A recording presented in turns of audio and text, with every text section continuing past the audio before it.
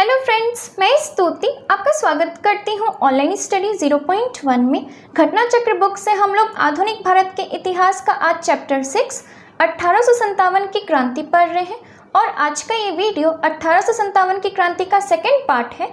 कल के वीडियो में हमने 40 क्वेश्चंस देखे थे, बाकी के क्वेश्चंस जो है वो हम इस वीडियो में देखेंगे। अगर आप में से कोई भी कल का वीडियो नहीं देखे हैं तो उसे आप देख लीजिएगा। चलिए अब चलते हैं अपने क्वेश्चंस की तरफ।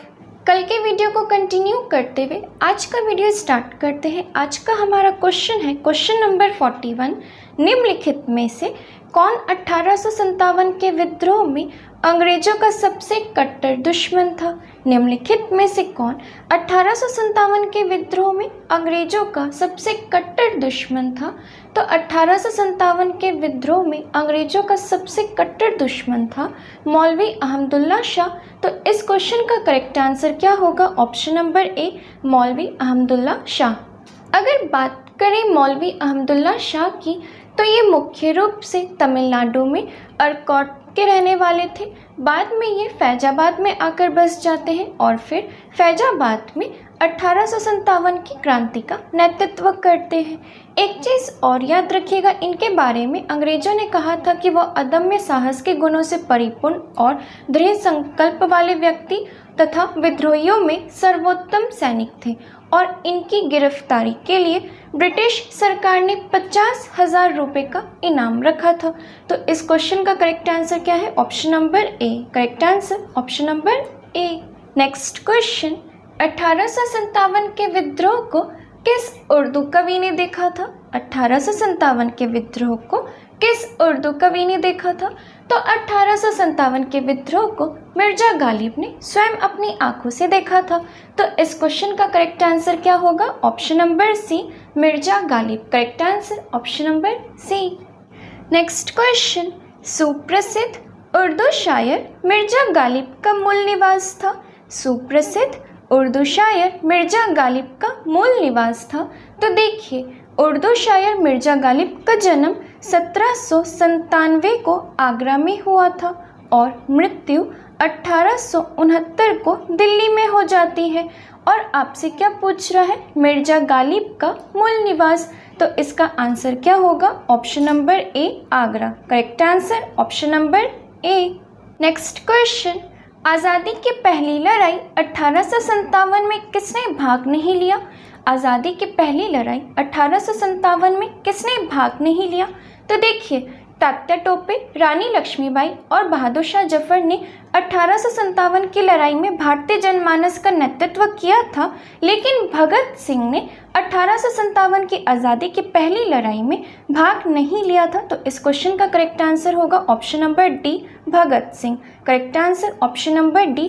देखिए, तात्या टोपे कानपुर में सैन्य नेतृत्व किए थे, रानी लक्ष्मीबाई ये झांसी में नेतृत्व की थी और बहादुर शाह जफर ये दिल्ली में, और भगत सिंह ने भाग नहीं लिया। तो इस क्वेश्चन का करेक्ट आंसर क्या हो गया? Option number D. Next question, 1857 के विद्रोह से निम्नलिखित में कौन संबंधित नहीं था? 1857 के विद्रोह से निम्नलिखित में कौन संबंधित नहीं था? तो देखिए, बेगम हजरत महल ये लखनऊ के नेतृत्व करता थी, कुंवर सिंह ये जगदीशपुर के नेतृत्व करता थे, मौलवी अहमदुल्ला शाह ये फैजाबाद के नेतृत्व करता थे, उधम सिंह ये जो थे ये नहीं थे, ये पंजाब के क्रांतिकारी थे।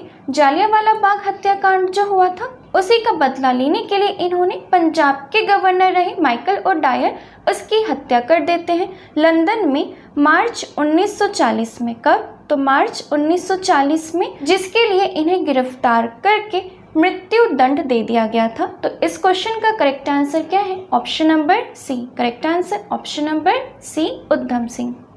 नेक्स्ट क्वेश्चन, 1857 के स्वतंत्रता संग्राम में किस राजवंश ने अंग्रेजों की सर्वाधिक सहायता की? 1857 के स्वतंत्रता संग्राम में किस राजवंश ने अंग्रेजों की सर्वाधिक सहायता की? तो 1857 के स्वतंत्रता संग्राम में ग्वालियर के सिंधिया ने अंग्रेजों की सर्वाधिक सहायता की थी। तो इस क्वेश्चन का करेक्ट आंसर है ऑप्शन नंबर ए, ग्वालियर के सिंधिया। आप एक चीज़ और याद रखिएगा कि ग्वालियर के सिंधिया के बारे में जो लॉर्ड कैनिंग था वो ये कहा था कि यदि सिंधिया भी विद्रोह में सम्मिलित हो जाए तो मुझे कल ही बिस्तर गोल करना होगा। तो इस क्वेश्चन का करेक्ट आंसर क्या है? Option number A. Next question, Bharat में शिक्षित मध्य वर्ग ने 1857 के विद्रोह से तटस्थता बनाए रखी थी। तो इस क्वेश्चन का करेक्ट आंसर है ऑप्शन नंबर सी। 1857 के विद्रोह में शिक्षित वर्ग ने कोई रुचि नहीं ली थी और यही कारण था 1857 के विद्रोह की असफलता का प्रमुख कारणों में से एक प्रमुख कारण। तो इस क्वेश्चन का करेक्ट आंसर क्या होगा? Option number C. Correct answer option number C. Next question, निम्नलिखित वर्गों में किसने 1857 के विद्रोह में भाग नहीं लिया? निम्नलिखित वर्गों में किसने 1857 के विद्रोह में भाग नहीं लिया? तो चलिए देखते हैं। देखिए, जो खेतिहर मजदूर थे इन्होंने भाग लिया था, कृषक जो थे इन्होंने भी भाग लिया था, लेकिन जो साहूकार थे इन्होंने भाग नहीं लिया था और जो जमींदार वर्ग थे इन्होंने भी भाग नहीं लिया था। और आपसे क्वेश्चन क्या पूछ रहा है कि किसने 1857 के विद्रोह में भाग नहीं लिया था? तो किसने नहीं लिया था? साहूकार और जमींदार वर्ग ने भाग नहीं लिया था, यानी कि दूसरा और चौथा ऑप्शन। अब देखिए कूट में कि दूसरा और चौथा ऑप्शन कहाँ है? तो ये है आपका ऑप्शन नंबर डी में। तो इस क्वेश्चन का करेक्ट आंसर क्या हो गया? Option number D. Next question, निम्न में से कौन सा एक क्षेत्र 1857 के विद्रोह से प्रभावित नहीं था? निम्न में से कौन सा एक क्षेत्र 1857 के विद्रोह से प्रभावित नहीं था? तो देखिए, 1857 के विद्रोह में झांसी था, रानी लक्ष्मीबाई, जगदीशपुर भी था, कुंवर सिंह, लखनऊ भी था, बेगम हजरत महल, लेकिन चित्तौड़ 1857 के विद्रोह से प्रभावित नहीं था। तो इस क्वेश्चन का करेक्ट आंसर क्या होगा? Option number B, Chittor. Correct answer option number B. Next question, 1857 के विद्रोह से बिहार का कौन सा भाग अप्रभावित रहा? 1857 के विद्रोह से बिहार का कौन सा भाग अप्रभावित रहा?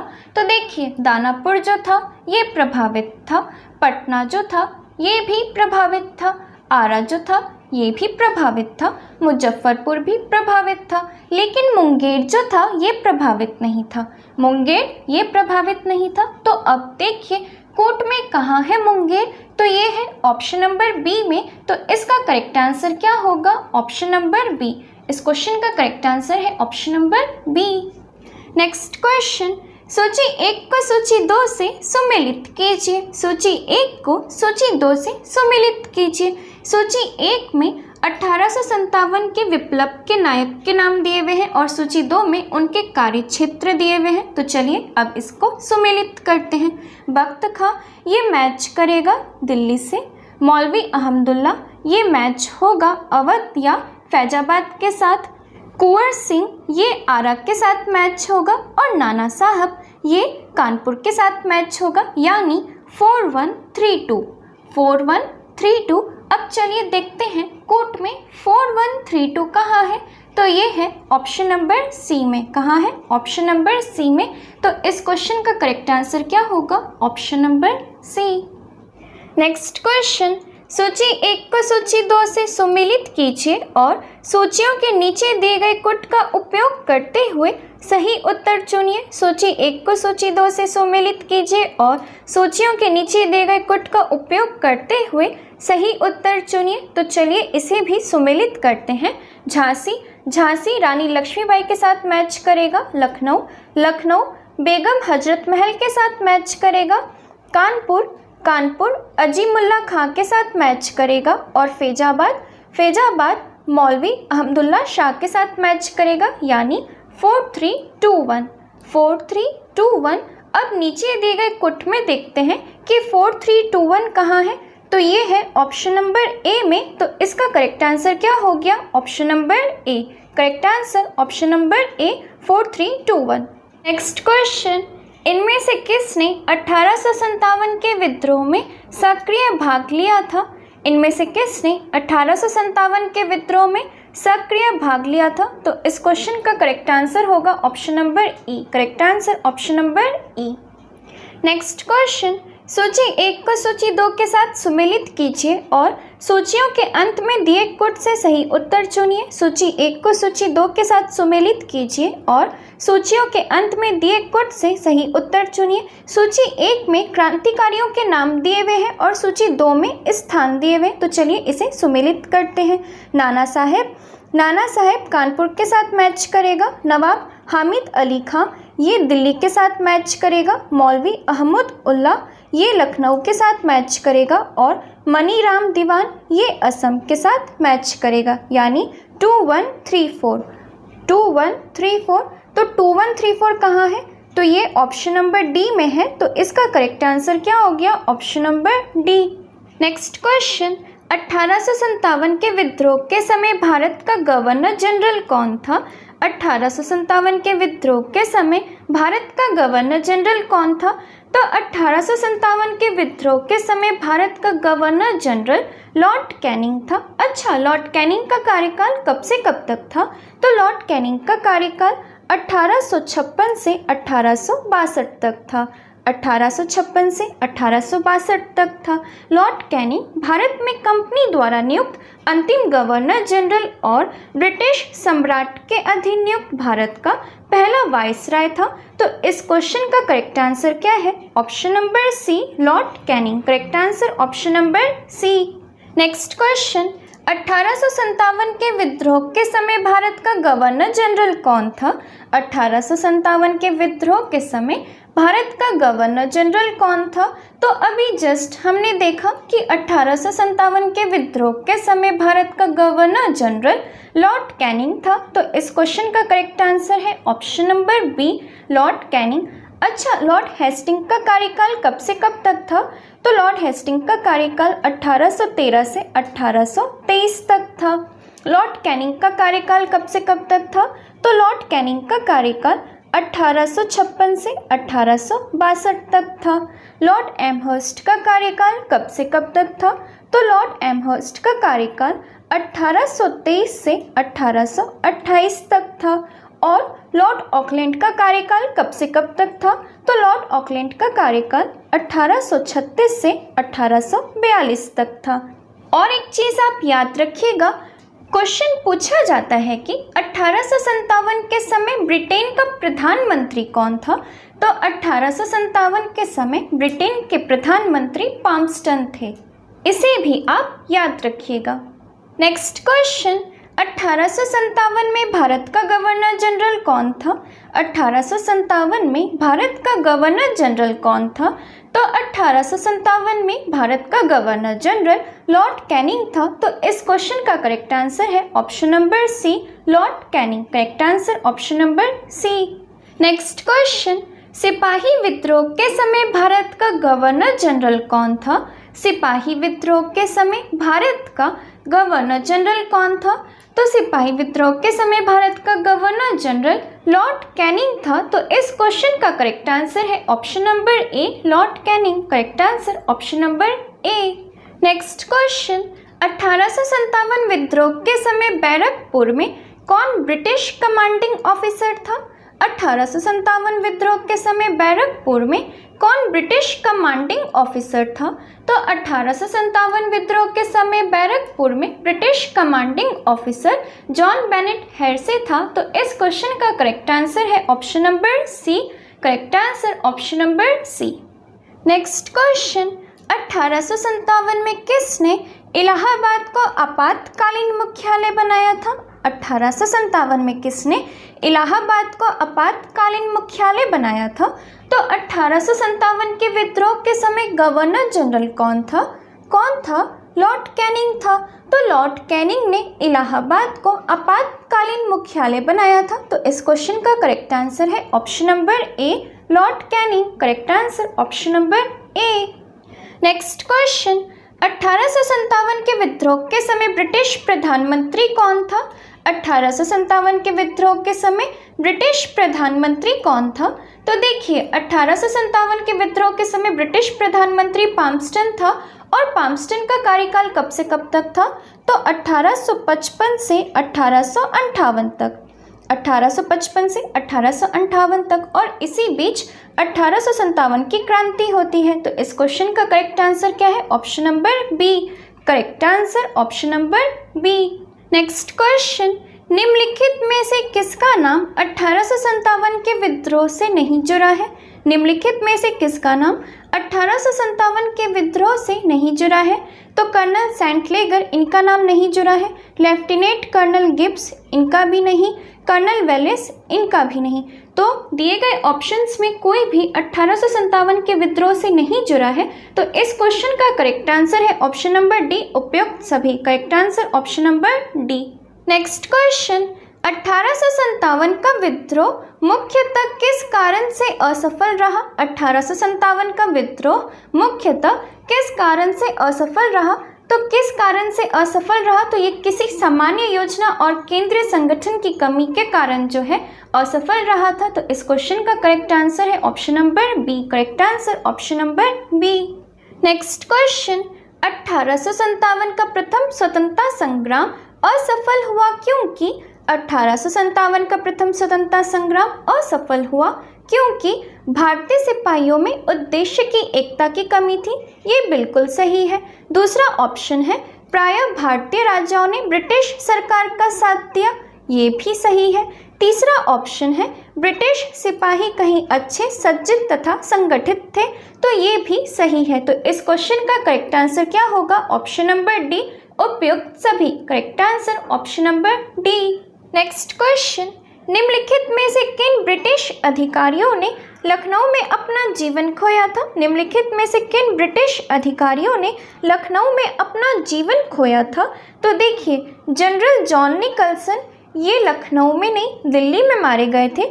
जनरल नील, ये लखनऊ में मारे गए थे।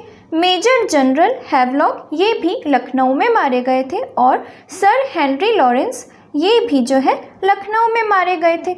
इस क्वेश्चन का करेक्ट आंसर होगा 2, 3 और 4, यानी जनरल नील, मेजर जनरल हैवलॉक और सर हेनरी लॉरेंस ये लखनऊ में मारे गए थे, और जॉन निकलसन जो है ये लखनऊ में नहीं दिल्ली में मारे गए थे। चलिए अब देखते हैं कि कोर्ट में कहाँ है 2, 3, 4। ये है ऑप्शन नंबर सी में। तो इसका करेक्ट आंसर क्या हो गया? ऑप्शन नंबर सी, 2, 3 और 4। नेक्स्ट क्वेश्चन, विचार कीजिए, 1857 में प्रथम स्वतंत्रता संग्राम ब्रिटिश सरकार से स्वतंत्रता प्राप्त करने में असफल रहा। तो ये सही है। बहादुर शाह जफर के नेतृत्व को जन सहयोग नहीं मिला था और अधिकांश महत्वपूर्ण रियासतों के शासक उनका साथ देने से कतरा गए। तो ये भी बिल्कुल सही है और यही कारण भी रहा था असफल होने का। तो इस क्वेश्चन का करेक्ट आंसर क्या होगा? ऑप्शन नंबर ए, क और का दोनों सत्य है और क का सही स्पष्टीकरण है। Correct answer option number A. Next question, निम्नलिखित में किसने 1857 के विद्रोह को एक षड्यंत्र की संज्ञा दी? निम्नलिखित में किसने 1857 के विद्रोह को एक षड्यंत्र की संज्ञा दी?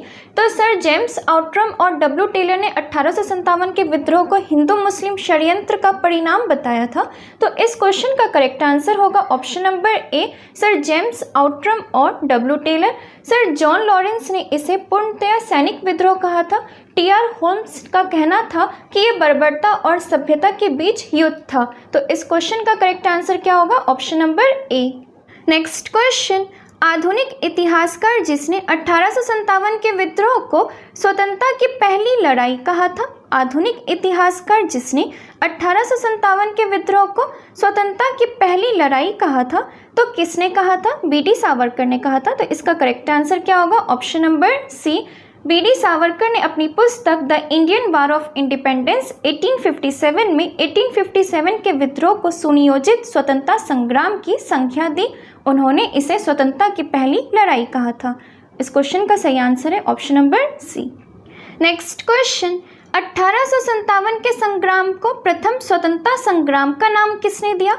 1857 के संग्राम को प्रथम स्वतंत्रता संग्राम का नाम किसने दिया?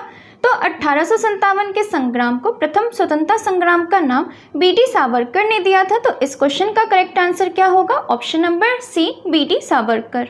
नेक्स्ट क्वेश्चन, भारतीय स्वाधीनता आंदोलन का सरकारी इतिहासकार था। भारतीय स्वाधीनता आंदोलन का सरकारी इतिहासकार था। तो देखिए 1857 के भारतीय स्वाधीनता आंदोलन के सरकारी इतिहासकार सुरेंद्रनाथ सेन, एसएन सेन थे। तो इस क्वेश्चन का करेक्ट आंसर क्या होगा? Option number D, SN Sen. Next question, भारतीय भाषा में 1857 के विप्लव के कारणों पर लिखने वाला प्रथम भारतीय था। भारतीय भाषा में 1857 के विप्लव के कारणों पर लिखने वाला प्रथम भारतीय था। तो ये सैयद अहमद खां थे। तो इसका करेक्ट आंसर होगा ऑप्शन नंबर ए। अगर बात सर सैयद अहमद खां की करें तो इनके द्वारा लिखी गई पुस्तक असबाब ए बगावत ए हिंद थी और ये 1859 में प्रकाशित हुई थी, जिसमें 1857 के विद्रोह के कारण की चर्चा की गई थी। तो इस क्वेश्चन का करेक्ट आंसर क्या होगा? Option number A. Correct answer option number A. Next question, तथाकथित प्रथम राष्ट्रीय स्वतंत्रता संग्राम न प्रथम न राष्ट्रीय और न ही स्वतंत्रता संग्राम था, यह कथन संबंधित है। तथाकथित प्रथम राष्ट्रीय स्वतंत्रता संग्राम न प्रथम न राष्ट्रीय और न ही स्वतंत्रता संग्राम था, यह कथन संबंधित है। तो यह कथन किससे संबंधित है? तो ये आरसी मजुमदार से संबंधित है।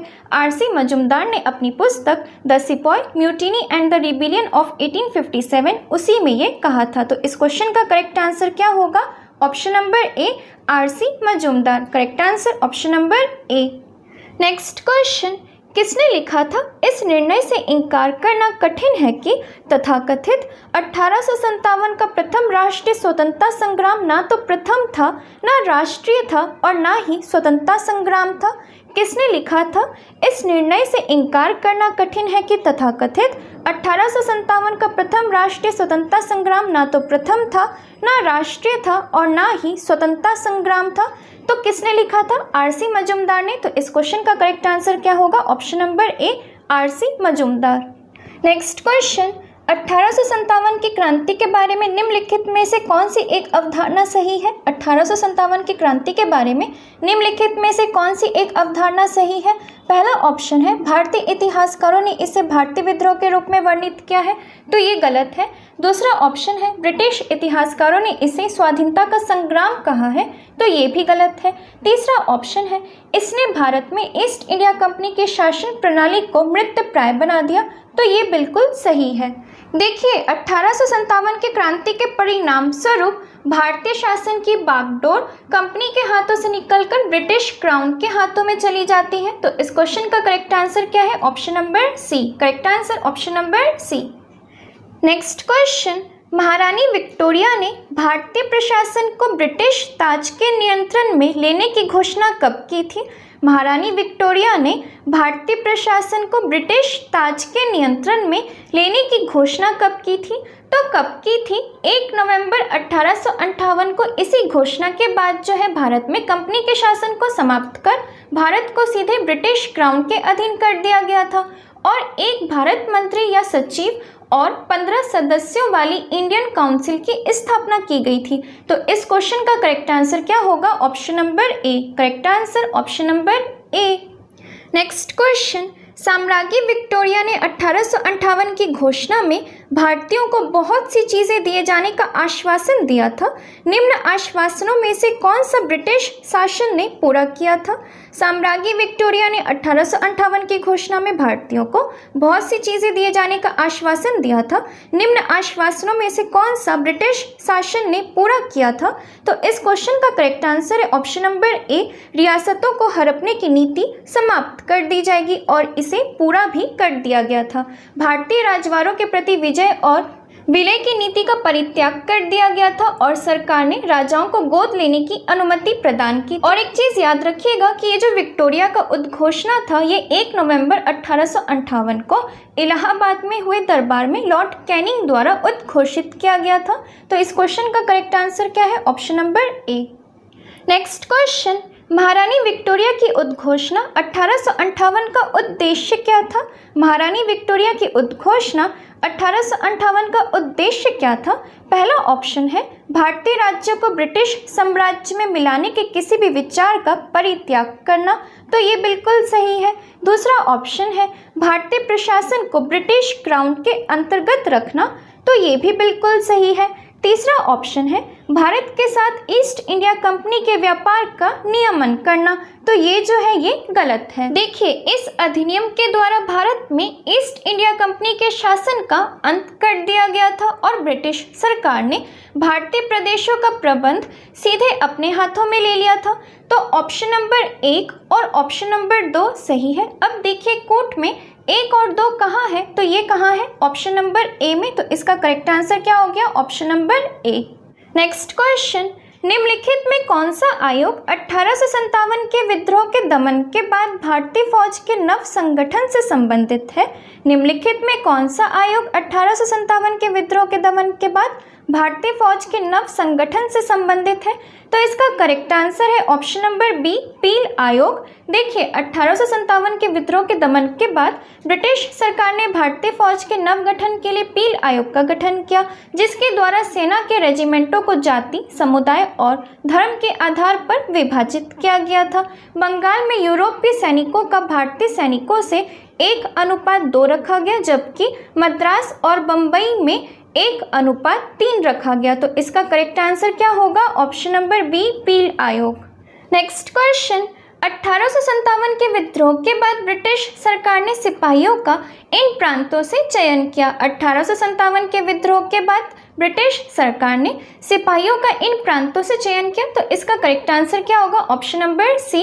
1857 के विद्रोह के बाद ब्रिटिश सरकार ने सिपाहियों का चयन गोरखा, सिख और पंजाब के उत्तर प्रांत से किया था। तो इस क्वेश्चन का करेक्ट आंसर क्या होगा? Option number C. अगर आपको ये वीडियो अच्छी लगी हो और हेल्पफुल लगी हो तो प्लीज़ वीडियो को लाइक कीजिएगा और अपने दोस्तों के साथ इसे शेयर ज़रूर कीजिएगा। और अगर आपने चैनल को सब्सक्राइब नहीं किया है तो जल्दी से जाके सब्सक्राइब कर लीजिए और बेल आइकन को भी प्रेस कर लीजिएगा, जिससे वीडियो से जुड़ी नोटिफिकेशन आपको मिलती रहे। और मुझे कमेंट में ज़रूर बताइएगा कि आपको आज का वीडियो कैसा लगा। मिलते हैं नेक्स्ट वीडियो में।